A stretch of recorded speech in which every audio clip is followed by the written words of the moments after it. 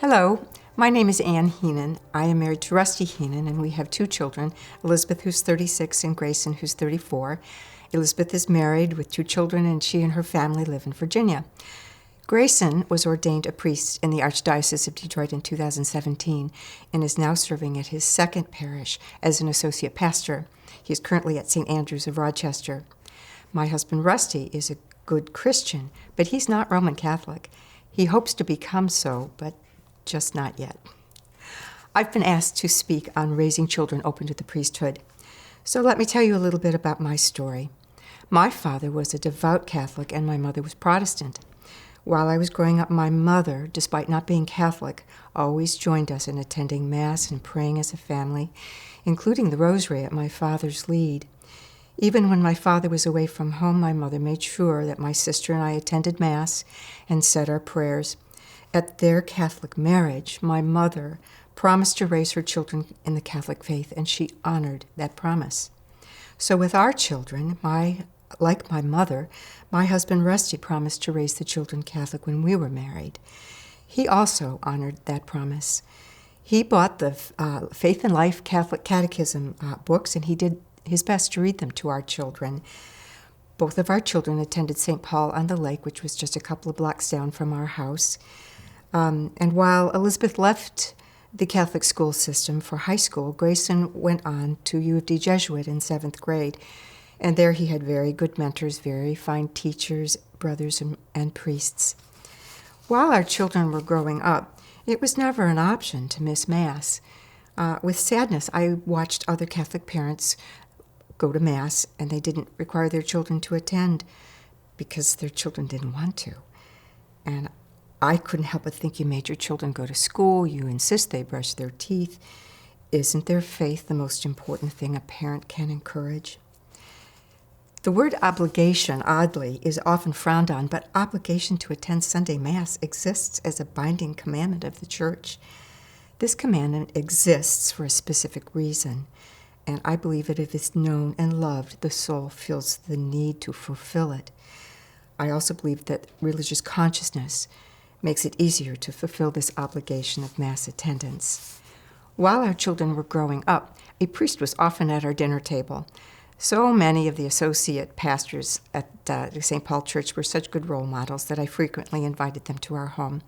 One such priest, Father Alberto Bonde, often visited when he passed by, and so seeing a priest in the house was not unfamiliar to these kids. Father Bonde and my husband have since become very good friends. One time, when Grayson was about 13 years old, he said to me, "Mama, everyone loves Father Bob McCabe. Maybe I should become a priest someday." And this was probably the first time he mentioned it.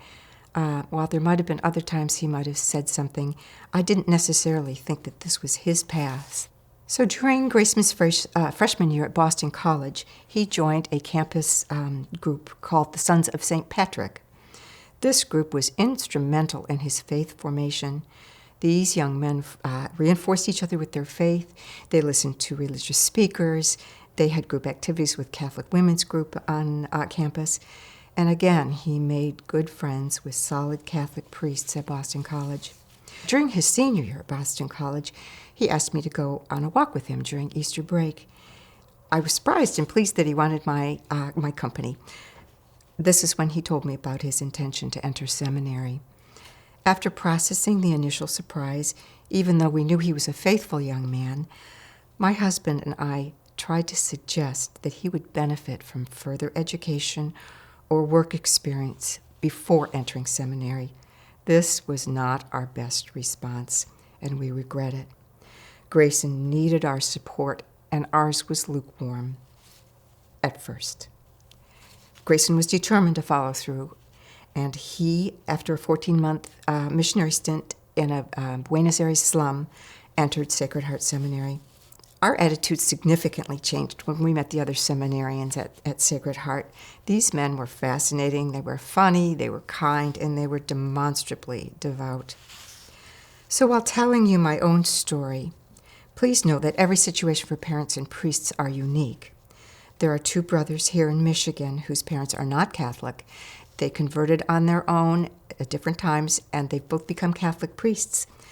Some priests are from broken families, some are from very reverent Catholic families, others rarely attended Mass at all while growing up. So there is really no common denominator regarding background.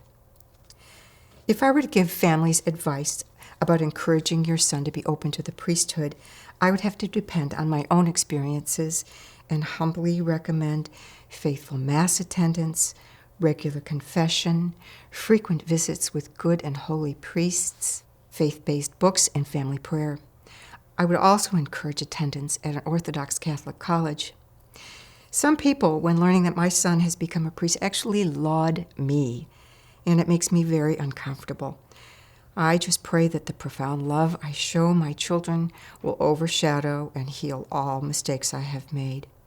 So I can't really honestly say that my role or my husband's role had a lot to do in leading my son to become a priest. God called Grayson, and our son answered. The common denominator in priestly vocation is when God calls these young men, as in the first book of Samuel, they say, "Speak, Lord, for your servant is listening."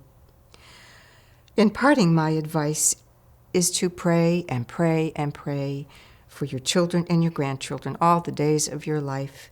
Pray for their courage and their fortitude so that they may become the Lord's faithful servants in their chosen path and ultimately earn eternal salvation.